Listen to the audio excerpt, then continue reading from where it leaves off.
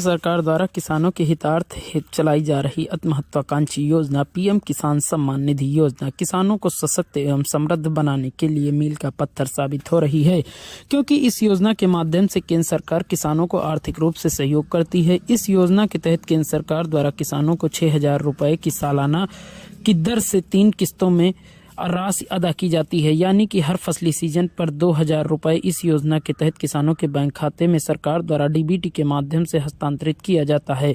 परंतु अब इस योजना का लाभ उन्हीं किसानों को मिल सकेगा जो अपनी फार्मर रजिस्ट्री यानी कि KYC कराएंगे, अन्यथा उन्हें सरकार की ओर से मिलने वाली पीएम किसान सम्मान निधि योजना की 19वीं किस्त से वंचित रहना पड़ेगा। इसीलिए जरूरी है कि पीएम किसान सम्मान निधि का लाभ लेने वाले किसान जल्द ही अपनी फार्मर रजिस्ट्री करा लें, जिससे उन्हें इस योजना का लाभ आसानी से मिलता रहे।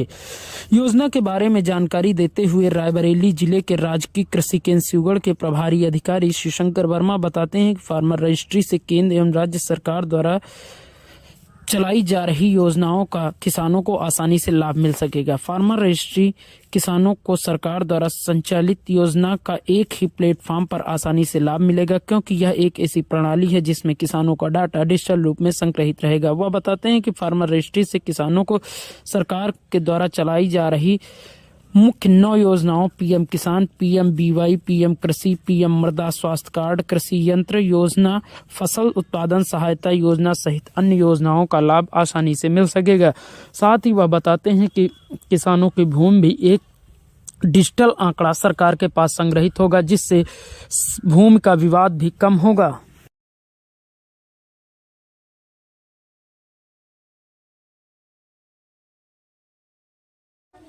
जी, इसमें किसानों की जमीन को आधार से लिंक करके एक फार्मर रजिस्ट्री गोल्डन कार्ड बनाया जा रहा है। तो इस योजना के तहत पहले कृषि विभाग को किसान का सत्यापन करना है।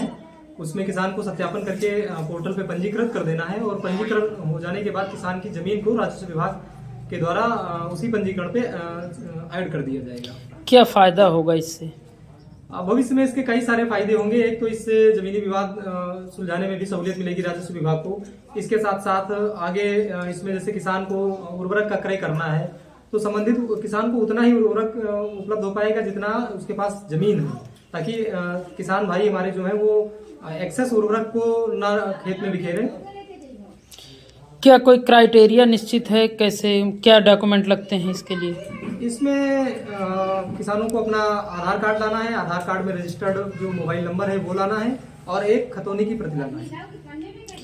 अगर देखा जाए तो कोई अनुमानित जमीन भी इसमें क्राइटेरिया इसका? अगर नहीं, जमीन का कोई क्राइटेरिया नहीं है। जो भी किसान है उन किसानों की सभी जमीन को इसमें ऐड किया जाएगा।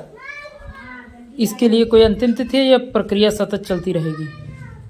अभी तो कैंप मोड में प्रोग्राम हर ग्राम सभा में लगाए गए हैं। हम लोगों के 2-2 दिवसीय कैंप लगाए गए हैं। जिन किसानों का इस कैंप के बाद भी अगर किसान रह जा रहे हैं पंजीकरण कराने से, वो किसान सहज जन सेवा केंद्र के माध्यम से अपना पंजीकरण करा सकते हैं।